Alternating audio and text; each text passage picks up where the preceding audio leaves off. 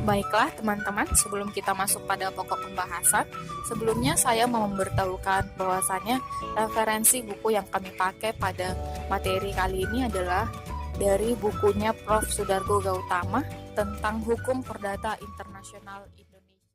Baiklah, adapun pokok bahasan kita pada penyelundupan hukum kali ini adalah yang pertama, pengertian dan istilah penyelundupan hukum. Yang kedua, hubungan penyelundupan hukum dengan masalah hak-hak yang diperoleh. Yang ketiga, akibat penyelundupan hukum. Yang keempat, teori-teori dalam penyelundupan hukum. Dan yang terakhir adalah contoh kasus penyelundupan hukum. Penyelundupan hukum. 1. Pengertian dan istilah penyelundupan hukum. Pada dasarnya, penyelundupan hukum berasal dari kata seludup.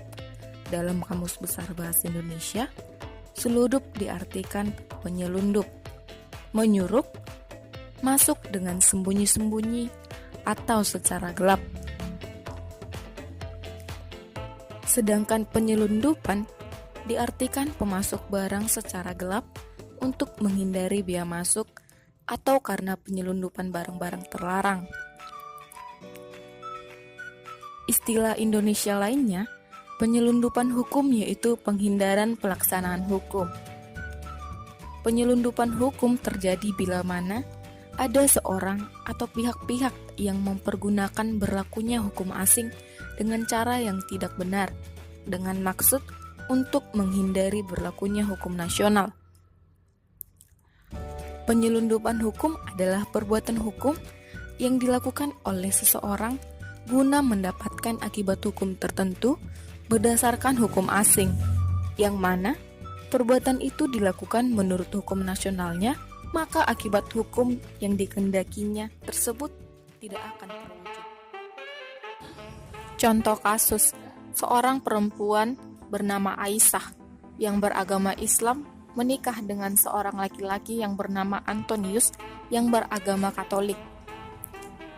Tetapi hal ini tentu bertentangan dengan peraturan Indonesia, yaitu Undang-Undang Nomor 1 Tahun 1974 yang menyatakan bahwa perkawinan beda agama tidak diperkenankan.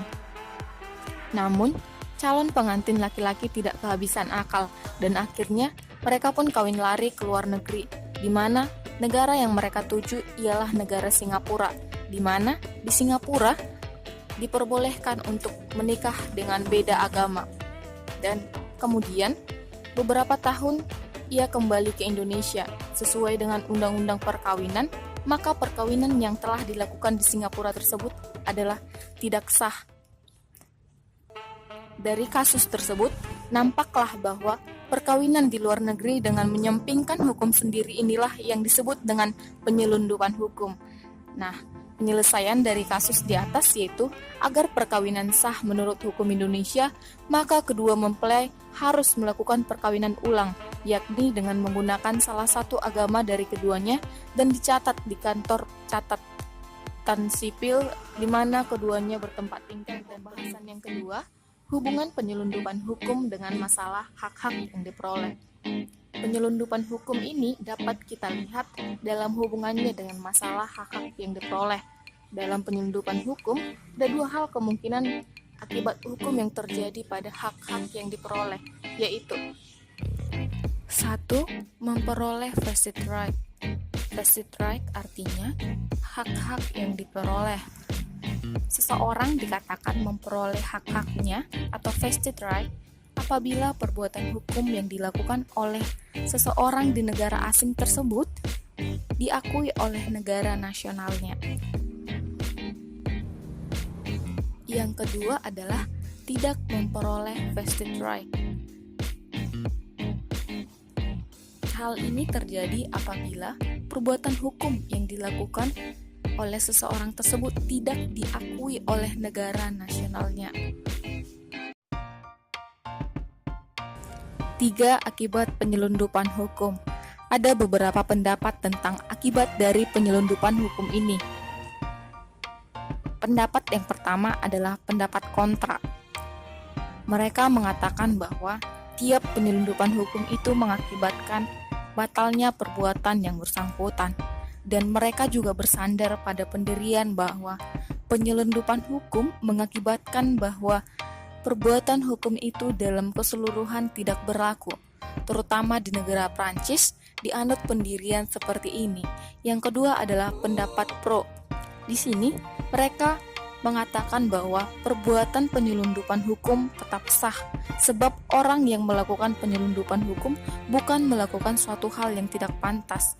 Dan para pembela aliran ini berpendapat bahwa tiap manusia adalah bebas untuk merubah kewarganegaraannya atau tempat tinggalnya. Ia juga bebas untuk melakukan perbuatan hukum yang sesuai dengan perubahan itu. Dan ia tentunya bebas untuk memilih apa yang lebih menguntungkan baginya. Keempat, teori-teori dalam penyelundupan hukum. Yang pertama adalah teori objektif.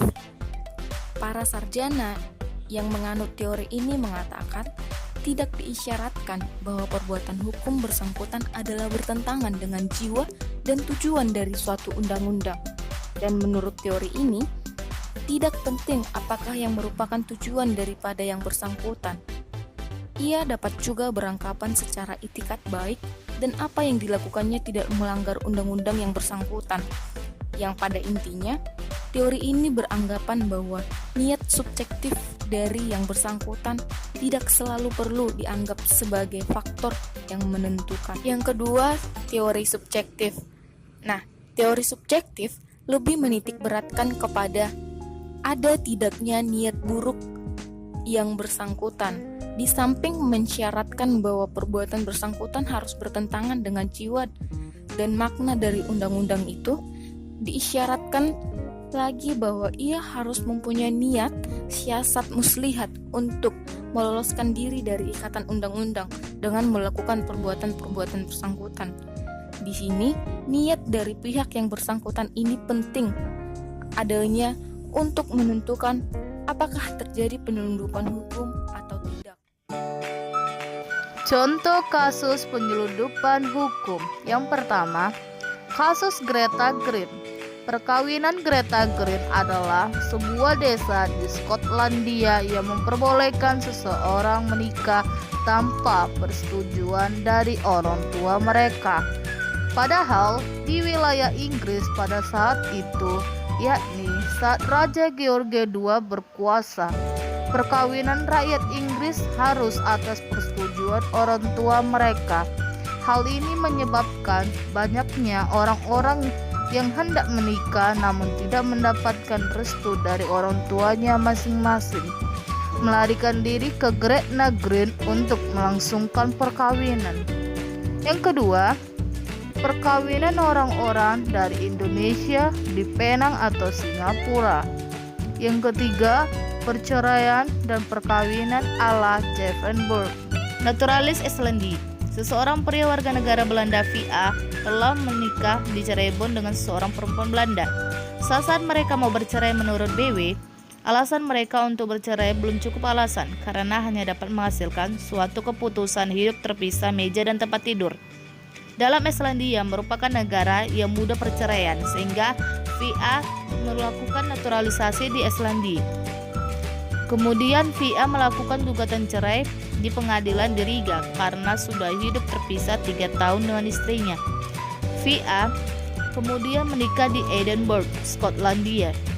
Istri pertama tidak mengetahui perceraian. Istri pertama menggugat untuk pembantaian perceraian. I'm sorry, but